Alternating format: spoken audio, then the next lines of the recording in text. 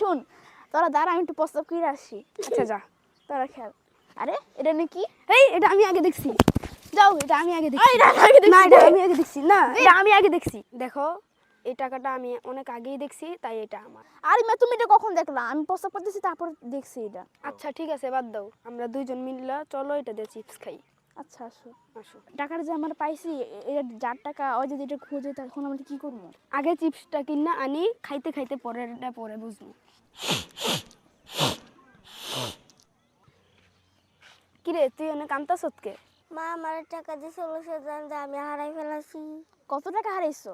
20 টাকা। টাকাটা দেখতে কেমন?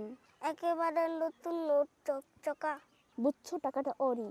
মনে হয় রে, টাকাটা দিয়ে দে। দেখো, এটা কি তোমার টাকা? হ্যাঁ, এটাই তো আমার টাকা। চলো তোমার মার জন্য ওষুধ কিনতে যাই। আচ্ছা ঠিক আছে, চলো। তোমরা সত্যকে আঁকড়ে ধরো, কেননা সত্য মানুষকে পুণ্যের পথ দেখায়, আর পুণ্য জান্নাতের পথ দেখায়।